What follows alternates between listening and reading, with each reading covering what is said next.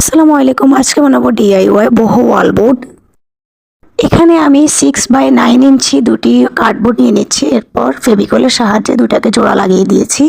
উপরের অংশটাকে স্মুথ রাখার জন্য আমি এখানে এক্সট্রা একটা কার্ডবোর্ড কেটে লাগিয়ে দিয়েছি। এবার মাস্কিং টেপ দিয়ে চারপাশে লাগিয়ে দিচ্ছি।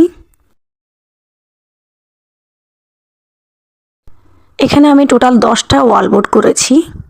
এখন সবগুলোতে আমি হোয়াইট অ্যাক্রিলিক কালার করে নিচ্ছি।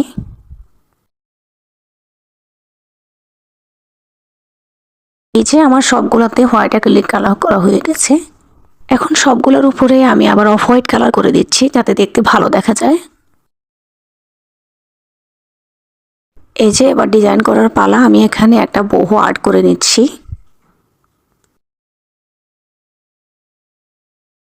আজকের সবগুলো পেন্টিংয়ে আমি মনমার্টের অ্যাক্রিলিক কালারটা ইউজ করেছি। এটার ফিনিশিংটা খুবই ভালো আসে।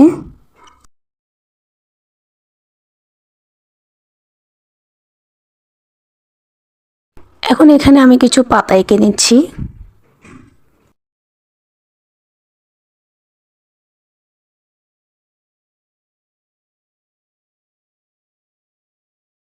আমার একটা ওয়ালবোর্ড করা রেডি এখানে।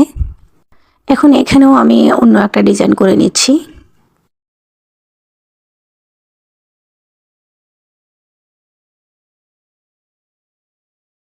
এরপর এখানেও কিছু লতা পাতা এঁকে দিচ্ছি। এখন আমি আরেকটা ওয়ালবোর্ড কালার করছি। এখানেও আমি একটা বহু ডিজাইন করে নিচ্ছি। এরপর এখানে একটি ফ্লাওয়ার ভাস দিয়ে আমি এখানেও কিছু ডিজাইন করে নিচ্ছি।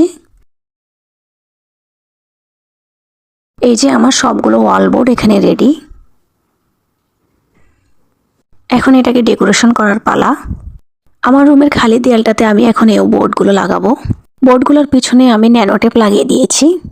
এবার একটা একটা করে সবগুলো সেট করার পালা। দেয়ালের মধ্যে আমি আগে মাস্কিং টেপ লাগিয়ে দিয়েছি যাতে পরবর্তীতে আমি যদি বোর্ডগুলো কোথাও মুভ করি তাহলে যাতে খুব সহজে যাতে আমি এগুলো তুলে ফেলতে পারি। এতে করে বোর্ডগুলো আর নষ্ট হবে না।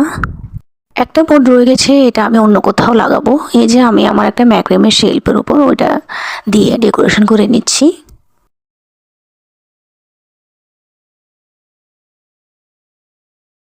আমার বহু ওয়ালবোর্ডগুলো লাগানো কমপ্লিট। এগুলো লাগানোর পর আমার রুমের পুরো লুকটাই চেঞ্জ হয়ে গেছে।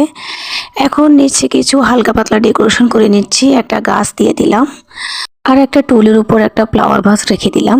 এই যে আমার ডেকোরেশনটা কমপ্লিট। আমার এই বহু ওয়ালবোর্ডগুলো ডেকোরেশন পেন্টিং কেমন হয়েছে অবশ্যই কমেন্ট করে জানাবেন।